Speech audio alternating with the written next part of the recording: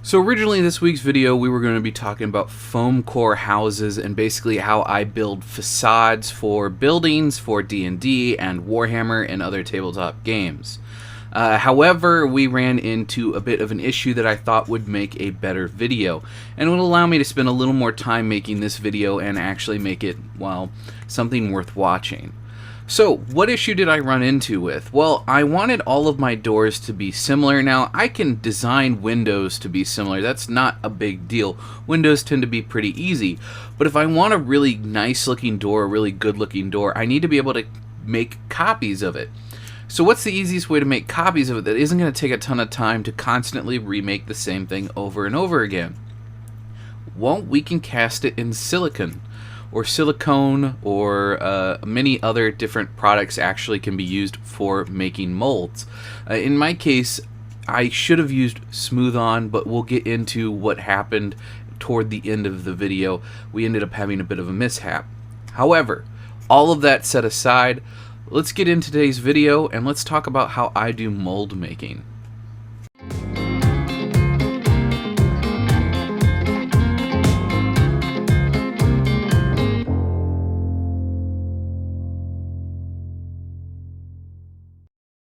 So I have these three doors that I want to make a copy of, and two of them are made from foam and one of them is made from wood, specifically coffee stir sticks and some toothpicks.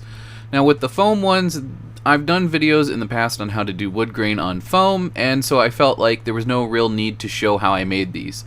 With the other door, it's a bit more of an advanced technique, but really honestly it's just a lot of gluing everything together. And there's nothing really crazy about it. You can see on screen now what it looks like. It's really not that difficult to replicate. It just takes a lot of time and patience. Now I want to take a second to talk about how I make my molds. Number one, I really recommend using the brand Smooth On. It's a really reliable brand. Their stuff lasts forever. The stuff that I'm able to get locally unfortunately has a very quick expiration date, as we'll find out later in the video. And I suspect that a whole nother batch of this stuff that I've already purchased unfortunately has probably already also gone bad as well. Now you'll see that I have these resting on some plastic container here. I like to use these plastic containers, especially these small ones that come with our miniatures. I really love to use these as a way to do my casting. It's a great way to keep your material all in one spot. It's also a really great way to make nice little small molds for singular items, even if you're recasting other things. However, we need to take a second to talk about recasting. You should never be recasting someone else's products. Now in the case of this mattress here, I want to make some copies of it because I'll be using this for a lot of other builds, and the fact that I'm only using it for myself, I'm not making money off of it, I'm not selling it to other people, that's the only real reason I justify it. This comes in a pack of other materials, and in order for me to get a decent number of them I would have to spend a pretty exorbitant amount of money, so that's my only reason for why I'm recasting instead of buying. We have to keep in mind that if we're going to recast something and then sell it, we're actually hurting quite a few people. Number one, we're hurting whoever the original designer was. They deserve to make just as much money off of it as they could, but we're also going to hurt the company that's manufacturing it and producing it. But most importantly, we're going to hurt whatever local game store could have made some money to have stayed open and their employees who they're paying. Without our local game stores, we really don't have a place to play these games other than our own dining room table, and let's be honest, at a certain point that gets old. We like the ambience of going out to the local game store and hanging out with other people, and without supporting our local game stores, we're just not going to have that anymore. So my recommendation is that if you can afford to buy something, you should buy it rather than recasting it or buying from a recaster. So now that all of that's out of the way, number one, we want to stick down what we're making a copy of to the bottom of our container. Now, in my case, I really like to use Scotch double-sided tape. I've heard of people using super glue and using hot glue. Part of the problem with that is it's going to destroy the plastic container, or it could destroy your master. Now, I have sealed the back of mine with a little bit of Mod Podge, and anywhere where I think there are some larger holes, you can see that black Mod Podge. So make sure that our piece isn't going to get submerged in our silicone. We need to go ahead and stick it down with double-sided Scotch tape, or any double-sided tape will work just fine. Something to keep in mind with is if it's in a dispenser like this, you're going to want to remove that first inch or so because it's just going to be covered in dust and it's not going to be good for sticking our piece down. So just go ahead and remove that first little bit, throw it away, and then use what's left afterward to go ahead and stick our piece down. So here you can just see me getting everything prepped and ready, and then I'm going to take some of our double-sided Scotch tape and I'm going to stick it to the back of our piece. Now why am I sticking it to the back of the piece instead of sticking it down into the container? The reason for this is I want to make sure that I'm only using enough to cover up our piece. Now I do end up with a little bit of overlap that I'm not super concerned about, but if there was a lot of overlap, you could take a pair of scissors at this point or an X-Acto knife and trim away all the excess. So essentially I'm doing this because I don't want to waste tape, but I also don't want to cast the tape. Whether you realize it or not, that is going to show up in the final mold, and it can cause some issues when we go to actually do our casting. When it comes to actually putting our piece down in our container, I basically try to use my fingers as a finger gauge. I try to get as many of my fingers into the container as I can to make sure I line things up in the center as best as possible. Now if you're going to be casting multiple pieces in the same container, things get a little more complicated. You just have to eyeball it. But when we're doing a singular piece like this, I try to make sure that I get my fingers in there and make sure that it's equally spaced away from the walls. Now I've done my best to line these two video clips up. It may not be 100% perfect, but it should give you a good idea that I'm actually casting this from much higher up than what it looks like in the main video here. In the main video here, it doesn't look like it's that high up off of the table. However, in the farther away cam, you can see I'm actually quite high up off the table. Now I want to take a second to talk about this. Now you can see that pink bottle there with all the gunk stuck in the bottom. I thought that was just the dye that goes into the silicone rubber, and that was going to not really affect things.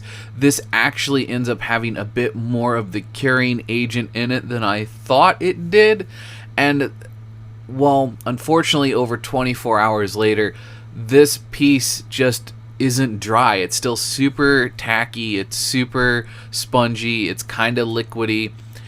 It's not a good sign, and I am genuinely concerned about if it ever will set up. If it doesn't set up, I'm going to have to redo this, and I don't know if I'll be able to rescue the masters or if I'll have to make new masters. Regardless of what happens, I'm going to take care of it all off screen, and we're going to use some existing molds that I have to kind of show some examples of what would happen after the demolding process. I do apologize, guys, if this thing does set up in next week's video when I actually talk about the foam core building. I'm going to go ahead and put a clip in there of me removing the masters from these molds, assuming it works. If it doesn't work, I'll put a clip in there of me removing them from the new molds. Again, I'm really sorry that this didn't work out the way that I had hoped. You can see me here, I'm kind of starting to panic. I could notice that things were actually starting to solidify already, and I thought that it was just going to go off really quick here, but it never ended up getting much better than this, and so I'm not 100% sure, again, if this is the fact that I didn't get the entirety of the bottle mixed in, or if it's the fact that I added a drop of blue paint in to try to tint everything blue so I could tell when it was all mixed together properly. I genuinely don't know if it's the drop of paint or if it's the fact that not enough curing agent got in there. And unfortunately, that's something I should have tested before going full hog and just doing this. But sometimes you live and you learn, and I'm hoping that you guys can learn a lesson from my mistake and not repeat my mistake. So I originally poured things from quite high up in an attempt to keep bubbles out of the mold and off of the masters, but it seems that because I'm using such old product, it's degassing itself, meaning that it's generating some kind of bubble from some kind of chemical reaction. So I'm doing my best. I'm kind of picking it up and dropping it onto the table lightly, hoping that it breaks those bubbles free from wherever they're trapped underneath the surface, and hoping that I don't end up with any air pockets trapped on the master itself, and I'm just bringing those up to the surface and popping them with a toothpick. It's not as big a deal if I end up with some bubbles on the back side of the mold as it would if they're touching the masters, so we just want to get those off there. Now I'm transferring these into a container so I can go put these on a level surface, and I'm putting them in another container because I don't know if these plastic containers are watertight. So this was filmed 24 hours after I had originally poured the molds. Now this stuff is only supposed to take like 4 to 6 hours to cure, and you can see me kind of realizing when I touch it that it's not cured. I had sat down and hit record with the full expectation of peeling this stuff out of the mold and being good to go, and realizing that this stuff was about as close to liquid without being runny as it could be. So I have some hopes that perhaps this stuff will set up if I give it more time. Unfortunately, I just did not have the time to give it before I make this video. I basically was making this video last second to give myself more time for what was originally going to be this week's video, and as a result, I just don't have the time to sit around and wait for this stuff to cure. We just have to put the video out. So I'm going to go ahead and go grab a few items, and then we're going to talk about the demolding process and how to clean up your molds. So my camera has a little bit of a hard time focusing on this pinkish white material, so every now and again it does unfocus. I apologize for that. There wasn't really a lot I could do. But as you can see, this coffin mold that I have made has a lot of really complex shapes, and yet it was still able to, make a mold of something like this. Again, please only use this for personal use. Don't use this to copy someone else's stuff to try and make money. That is against the law. You will get in trouble. However, when I originally removed this, there was a lot of flashing, meaning there was a lot of silicone overhanging the model, so I had to cut it free with a razor blade, and then I had to go back in with a pair of scissors and trim things up. So I recommend you get some kind of really nice small pair of scissors, something nice and sharp that you're going to be able to get in there and cut away the excess material with, and I'll show you on the back side of this mold how easy this stuff cuts. You just want to make sure that you get a nice sharp small pair of scissors to get into nooks and crannies to clean up your molds. So you can see here, as long as you got a nice sharp pair of scissors, this stuff does cut anywhere where it's not flat or flush or level. It's just going to trim away super easy. Now it does kind of push away out from under the tool, so you do have to support it, but this stuff cuts super easy. So if you have an issue with flashing or the product ending up underneath, you can just get in there with a razor blade and a sharp pair of scissors and cut it free. So typically here at the end of the video I would have something to show you, I would have a final product, but unfortunately because of the issue with the mold making, we just don't have a final product, and I do apologize.